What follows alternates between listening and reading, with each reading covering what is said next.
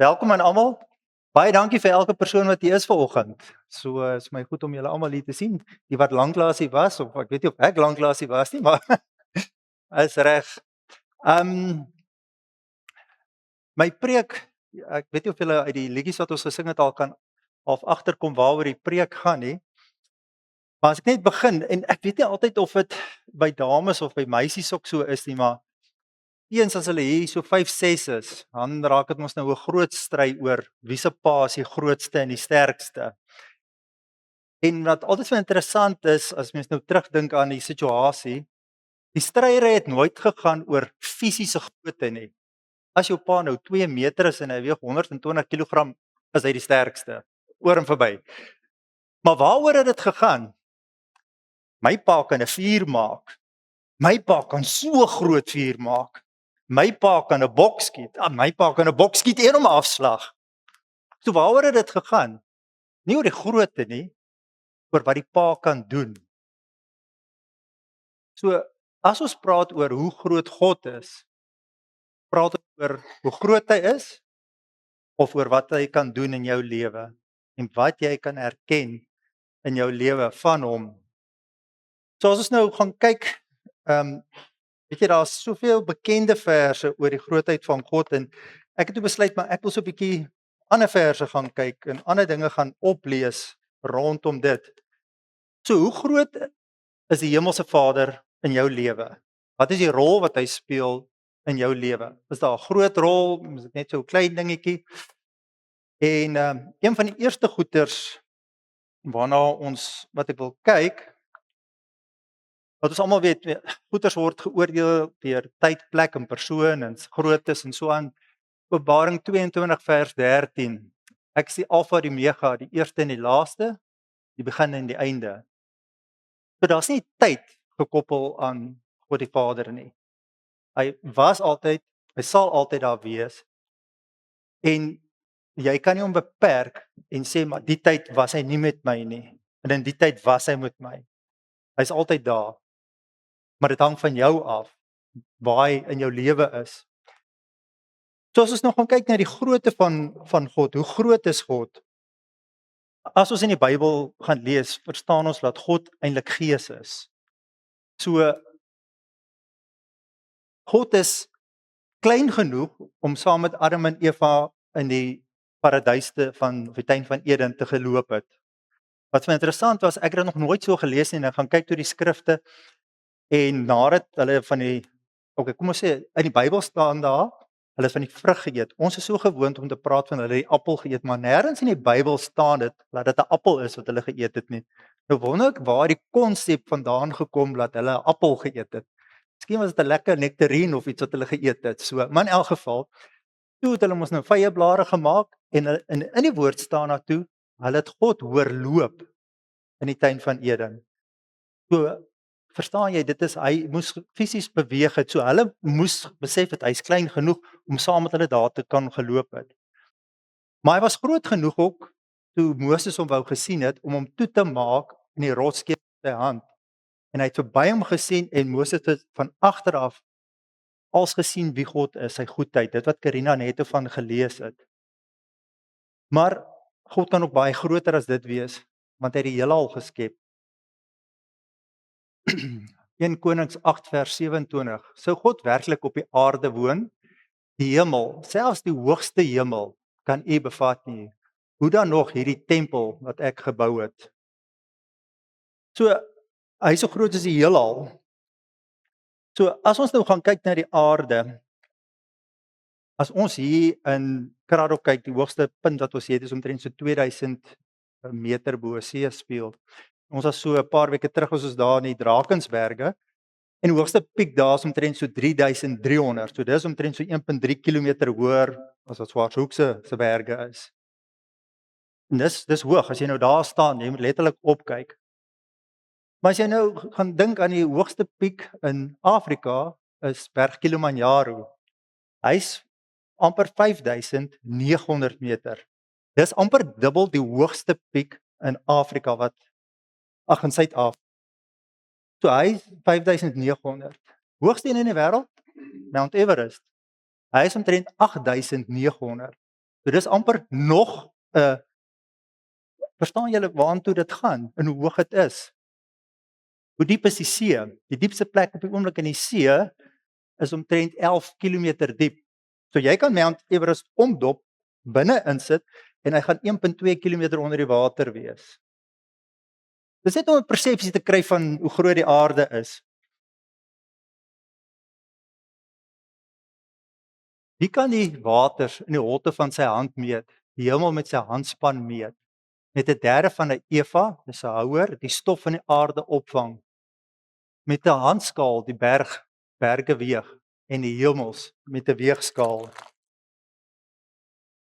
Terwyl ek nou weet as mense nou begin Google en jy wil vra nou goeters oor hoe groot God is, dan kom daar nou baie goed op en ek weet nie of julle al ooit die video of die ding gesien het van Leo Giglio van hoe groot God is nie, indescribable.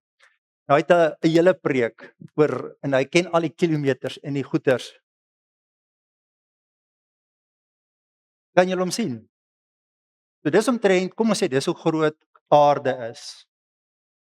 Nou as jy hierdie vat, as ons 'n miljoen van hulle in 'n ding sit, dis hoe groot ons son in ons sonnestelsel is. So 'n miljoen van hierdie.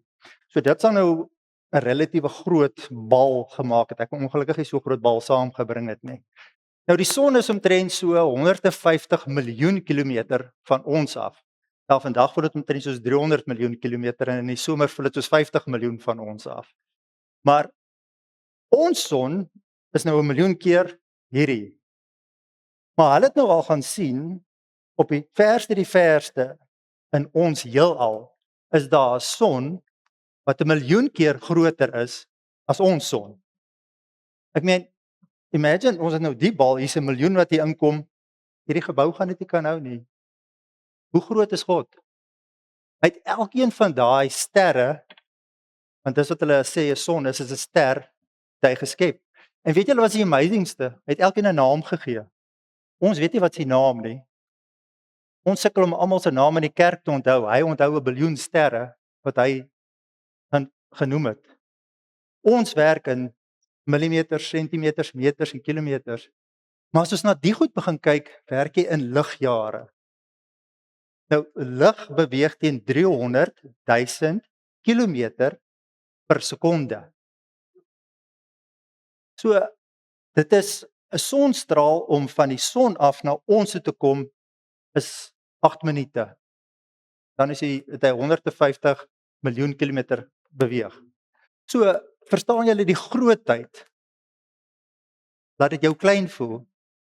Ja, dit laat 'n mens klein voel. Maar hierdie klein aardetjie is wat hy bedoel het. En elkeen wat hier sit, ken hy op die naam. Hy ken vir Stefan, hy ken vir Wensel, ken vir Hendrik, ken vir Wikus. Elkeen van julle ken hy en hy het julle bedoel om julle hier te hê. Al is dit so 'n groot aarde of heelal. Die volgende ding wat vir ons moeilik is om te kan begryp, hoe diepte van die rykdom en wysheid en kennis van God, hoe ondeurgrondelik is sy oordeel, hoe onnaspeurlik sy weë, is om sy gedagtes en dit wat die Here beplan, hoe hy dink om dit te kan, ek wil maar 'n Engelse woord gebruik, te imagine. Dit is mens kan dit nie dink hoe groot en wyd die Here dink en wat hy als doen. Die kennis wat hy het, die insig wat hy het nie. Maar het jy nog nooit gehoor of verstaan nie? Weet jy nie dat die Here van altyd af God is nie? Hy is die skepper van die hele aarde. Hy word nie moeg of gedaan nie en niemand kan die dieptes van sy insig meet nie. God is nie soos 'n mens nie. Hy word nie moeg nie. Hy het nie sy afdag nie. Hy het nie sy aandag nie. Hy is altyd aan. So jy hoef nie te worry dat hy na jou kyk nie. In die woord staan hy sê jou nooit begewe of verlaat nie. Hy sê jou nie uit sy hand uitruk nie. Niks sal jou uit sy hand uitruk nie. So hy is altyd daar. Maak nie saak waar jy is nie, hy is daar. Sy hand is daar. Ons is geneig om ons hand weg te vat van sy hand af en dalk ons eie pad te stap. Die grootheid, Here, die krag, die glans, die roem en die majesteit behoort aan U. Ja, alles in die hemel en op aarde. aan U Here behoort die heerskappy. U is bo almal verhewe. Weet julle, toe ek nou al hierdie goeters lees, die grootheid, die krag, die glans, die roem en die majesteit, toe moet ek so dink aan sosiale media. En is dit nie deesdae, en in ons dae was daar net telefone wat jy of so moes gebel het, of knoppies gedruk het, of jy moes baie lank terug 'n slinger gedraai het. Maar nou is jy op sosiale media en wat is belangrik? Die likes, die followers wat jy het, is dit wat vir jou roem bring? Is dit wat vir jou glans bring? En as jy nou 100 000 followers het, dan het jy nou roem bereik en dan weet die wêreld van jou en dan kan jy nou mense kry wat jou sponsor en jy kan geadverteer en al die goeders. Al daai goeders behoort aan die Here. Selfs die majesteit en die heerskappy. Ons wonder so baie keer oor wie heers op aarde. En baie mense dalk vra, iemand soos Hitler, moes die Here dit toegelaat het? Hy weet van elke land, elke president wat op elke tyd moes regeer het in 'n land, was daar. Maak nie saak wie nou in ons land regeer nie, die Here bepaal dit. Ons moet vir daai mense bid en glo dat dit wat hulle doen die beste en die regte is wat vir ons gaan werk. So in die woord staan ook, ons moet vir die mense bid wat oor ons heers. Maar hy heers oor alles. Hy bepaal al die goeders. Al moet hy stemme verander in die stembokse, sal hy dit moet verdoen om die regte ou op die regte plek te kry. Want dis wie hy is. So dis nou sy gedagtes en sy heerskappy en so aan. Toe gaan dink ek nou oor ek nou gepraat van dade en ons bepaal baie keer God se dade. Ag, ons Pa se sterkte deur ons dade. Nou wat het God in die Bybel gedoen om vir ons te kan wys wie hy is? En ek nogal gaan kyk na sekere beroepe en so aan en ek dink toe weet wat gaan my beïnvloed as die Here iets gedoen het. En as ons sommer begin by Genesis, die kunstenaars en die skildenaars en die ouens wat beelde maak en so aan. Genesis 1, hy het die aarde geskep en alles wat daarop is. Hoe mooi is dit? Kan 'n kunstenaar homself daarmee vergelyk? Nee, nie sommer nie. Vir die manne wat ingenieurswerk doen, het die Rooi See oopgemaak vir Israeliete om deur te gaan. Het die Jordaanrivier oopgemaak. Hulle kon daardeur gaan. En weet julle wat's my die mees amazingste en ekskuus. Hy het nie net die see oopgemaak nie. Hy het nie die rivier net oopgemaak nie. Hulle het op droë grond deurgestap. Ek meen, as jy by die see loop, as dit lae gety is, daar waar die hoë gety was, is dit nog steeds nat. So, hoe maak 'n mens iets oop en is droë grond waar jy kan deurstap? Vir die sterrekundiges. Ons is in 'n sonnestelsel, als beweeg. Maar die son het al vir 'n hele dag stil gestaan. Toe Josua beklei het met die Amorite. En ek het altyd gedink die son nou net vir 'n tydjie stil gestaan, maar toe gaan lees ek die son het vir 'n hele dag stil gestaan. So eintlik is ons 'n dag agter, hoor. So want ek meen, ja. So maar hoe doen 'n mens dit? Hoe kan die son in die middel stil staan vir 'n hele dag? Dit is God kan. Ekskuus julle.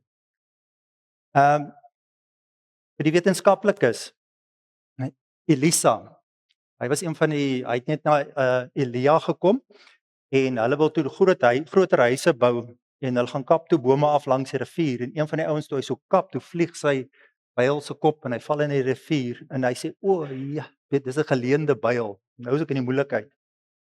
Elisa sê moenie worry nie, hy vat 'n stok, gooi hom op die water, die volgende oomblik toe dryf die kop van 'n byl bo op die water. Klaarbaar? Nee, maar God kan. So wetenskaplikes kan dit nie navolg of bespeer of jou sê hoe, waar of wat nie, maar dit het gebeur. Ons het baie atlete hier in die kerk en almal wil altyd vinnig genoeg hardloop en jou tyd word altyd gemeet aan hoe vinnig jy kan hardloop. Maar die vinnigste man in die wêreld was Elia gewees. Hy het 'n halfmaraton omtrent in 30 minute gehardloop. Ja. Nadat hy die Baal profete doodgemaak het op Berg Karmel, het die koning Agab met sy perde teruggery na Jezreel toe. Elisa, Elijah het sy wat se naam opgetel, vasgebind en hy het vinniger as die perde gehardloop om voor die perde by die dorp te kom. 25 km ver. Perd gemiddelde spoed 40 tot 50 km per uur. So hy het 25 km per uur omtrent in 'n halfuur gehardloop. Dink jy die wêreldrekord staan daar nie? Wêreldrekord vir 'n halfmaraton is so dink net by 'n uur rond. As jy moet hol, kan jy hol. Vir die huisvrouens, maak is honger. Ja, ons word altyd kos gesoek. Nou as 'n vrou gewees wat klein bietjie meel, 'n klein bietjie olie in 'n houer gehad het. En kinders wil kos hê en sy het vir hulle kos gemaak. Maar Elia was ook daar by haar gewees. Vir julle droogte deur, hulle sê dit was omtrent 6 maande. Het daai klein bietjie meel, 'n klein bietjie olie nooit opgeraak nie. So vir ma's wat honger is, hoe lekker sal dit wees as daai kaste nooit leeg raak nie. As mens nou na die Nuwe Testament toe gaan, en hier is nou nog dokters hier, is 'n klomp gewoonlik hier. Maar ons kan nie blinde mense laat sien nie. Kan nie dowe mense laat hoor nie. Kan nie stom mense laat praat nie. Wat nog te sê van dooie mense lewendig maak. Jesus het gedoen. Kom absoluut niks gewees nie.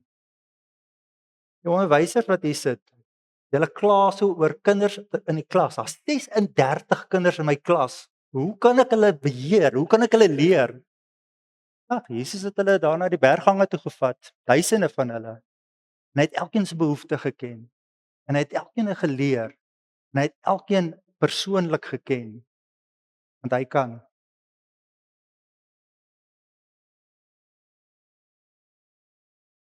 Dis nou tyd vir SARS. Ons moet ons belasting betaal. En Jesus en Petrus moes ook belasting betaal.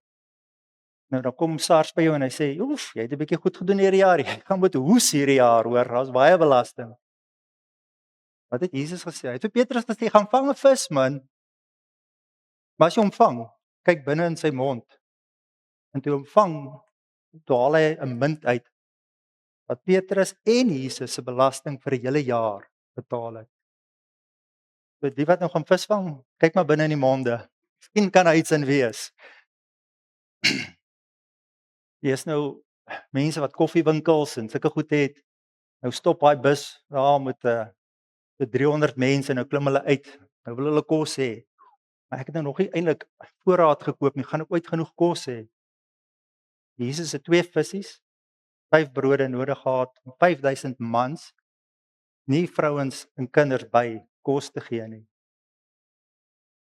Tot als in staat wat ons kan dink of doen. Ons dominees en ons predikers, ons is so bly op 'n Sondag as 2 of 3 mense vorentoe kom en hulle harte vir die Here kom gee en ons kry hulle gered. Ons dink, "Ag, wonderlik." Op Petrus eerste preek 3000 mense gered. Hoekom? Want hy die Heilige Gees se krag deur hom laat werk. En ek los die beste vir laaste. Dit sal lekker wees as ons water in wyn kan verander, né? En nie net wyn nie. Die host, wat is die host? Die ou wat die trou gelei gasheer, het gesê dis die beste wyn wat hy nog geproe het. Hoe amazing is dit van water? Ons water moet eers deur die druiwestok gaan, by die druiwe in die druiwe kom, druiwe dan kry ons wyn. Nee, wat maaks me van water wyn? So, in sy grootheid, het ons altyd 'n vraag dan nou.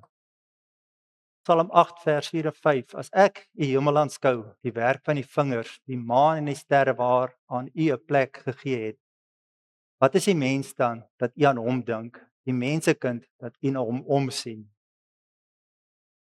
Hy sien om na elkeen van julle. Dit voel dalk nie vir jou so nie. Jy voel maar ek is die Here het van my vergeet. Ek is te klein. Ons het in die week het ons Harvest Table gehad. Praat ons oor om getrou te wees in die klein dingetjies in die lewe. En dis wat die Here partykeer met ons doen. Ons moet begin getrou raak in die klein goedjies wat hy voor ons stel, om dit reg te doen, want dan kan hy groter goed aan ons toevertrou. As jy 'n kind het, jy kan nie hom 'n groot ding gee, 'n kar gee om te kan bestuur, as hy nog eers 'n fiets kan ry nie. So, dis wat die Here van ons vra, maar ons dink ook baie keer ons probleme of ons behoeftes wat ons het, is te klein om na die Here toe te vat. Ek kan nie vir die Here vra net vir hierdie dingetjie nie. Ek kan nie vir die Here vra vir daai dingetjie. Ek kan hom vir die groot goed vra, wat se beroep ek moet beoefen of wat se vrou ek moet kry, sulke goeders. Maar hy vra vir jou, erken my in die klein goedjies. Daai honderde gebede wat jy elke dag bid. O Vader, my kind skryf toets, help hom tog net. Ek het gesien hy het nie veel geleer nie. Vader, ons ry baie toe. Beskerm ons net op die pad asseblief, Here. Ek het tandpyn. Vader, help my net 'n bietjie om my tand beter te kry. Sê ons vir hom dankie elke slag as daai ding, as my kind die toets deurgekom het, as ek veilig in die baai inkom is, môreoggend is my tandpyn weg. Sê ons dan dankie of dit ons al klaar weer vergeet daarvan.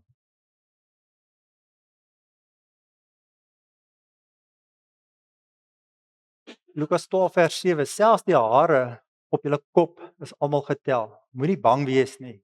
Julle is meer werd as baie mossies. Nou by party tel die Vader baie vinniger. By party tel hy nou baie langer. Maar dis hoeveel werd jy vir hom is. En hoe groot God in jou lewe is, hang van 'n sekere goeders af in jou lewe. Hoe groot jy hom sien, jou ondervinding van hom, wat het jy al saam met die Vader deurgewerk? Het jy al sekere situasies in jou lewe saam met hom deurgewerk? So hy los jou nooit waar jy is nie. Die Here het altyd 'n plan met jou om jou verder te vat as wat jy nou is. Hy is nog glad nie klaar met enige een van ons nie. Ons almal is in 'n proses om hom beter te leer ken. Want dis waarom dit gaan. Dis om sy grootheid in ons lewe te kan bepaal. Nou, ek weet nie wie van julle ken die storie van die seentjie en die pa wat geloop het en daar's in die blou lug is daar so wit streep. En die seentjie vra vir sy pa, "Pa, wat is daai?" Hy sê, "Weet jy, dis 'n vliegtyg." Hy sê, "Jo, maar ek sien hom dan omtrent nie." Pa sê, "Ja man, daar's omtrent so 280 mense wat binne in daai vliegtyg sit en hulle vlieg nou van Kaapstad tot Johannesburg toe." En hy sê, "Nee pa, daai is 'n baie klein ding." Pa sê, "Moenie worry nie." Hy vat hom lughawe toe en hulle gaan stop daar en hy vat hom na 'n vliegtyg toe. Die seentjie gaan staan by die vliegtyg. Hy sê, "Jo pa, hierdie is darem 'n groot ding. Hier kan nou so baie mense inklim binne in hierdie vliegtyg." So wat ek wil sê is, jou perspektief van hoe groot 'n ding is hoe naby jy aan hom is. Iets daar ver bo in die lug is, gaan dit nie impak maak in jou lewe nie. Maar as jy naby aan hom is, maak dit juis groot impak in jou lewe. So kom nader aan die Vader, kom nader aan hom. Leer sy woord ken. Want dit is waar jy jou insig en jou wysheid en jou geloof gaan kry. Geloof kom deur jou Bybel te lees, om hom beter te leer ken. En dis die verhouding wat jy bou met die Vader. Nou die laaste, ekskuus. Nou afsluit met hierdie Psalm 91 vers 4. Met sy vlerke sal hy jou bedek. Onder sy vleuels sal jy skuilings vind, 'n skild en 'n skans in sy trou. So ek nou gedink, hoe kan ons maak met die vlerke? Want dit kan nie lekker werk as ek 'n groot arend hier inbring het. Gaan nou 'n bietjie onstuimig wees en my mak hoender gaan dit ook nie maak met so baie mense in die kerkie. Maar ek wil net gou twee volonteërs hê. Weet sy my net help so met my twee stoele hier sit. Dis nie jonges nie, so iemand sal moet kom hier voor sit asseblief. So ons onder sy vlerke vind ons skuilings. Kom Erika, dis sy man. So niks gemik op Erika nie, maar Erika is nou onder die Here se vlerke. So sy moet nou skuilings vind onder sy vlerke. Maar nou moet jy vir jouself sê, hoe groot is die Here se vlerke? Nou ongelukkig kan ek nou nie vlerke ingebring het nie. So ek moes nou dink aan iets anderste om haar te beskerm. So Erika, hier is jou beskerming. Alright. En dan kom Satan en hy kom na Erika toe. En hy kom sê, "Ja, Erika, is jy reg? Nee, sit. Is jy regtig gered?" Erika, ek wonder jong of jy regtig waar so oulik is as wat jy dink. Dink jy regtig die Here gaan vir jou sorg? Erika, weet jy daai ander dag toe jy daai sonde gepleeg het dink jy regtig jy's verlos van dit? Erika, jy het dan net nou die dag 'n lelike komment gemaak teenoor iemand. Erika, is jou vlerke groot genoeg om jou nie te entangle hier nie? Dit beskerm die Here jou. Dan sukkel jy. Ag, ek is so jammer vir jou, hoor. Piet aan die ander kant. Dis nie 'n biddag vir reën nie.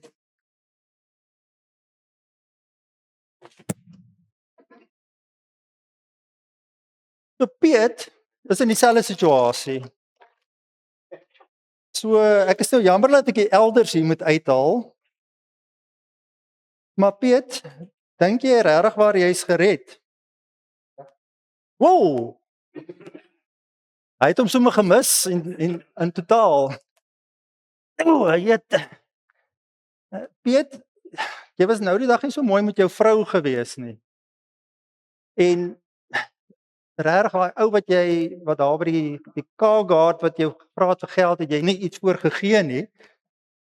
En ja, Piet, dink jy die Here is goed vir jou? Ek sien, hoe goed is hy vir jou? Jy voel niks nie. Erika, kan jy opstaan? Ja, maar als klou vas aan jou en dis nie lekker nie. So baie dankie julle twee. Ons untangle net hier vir Erika. So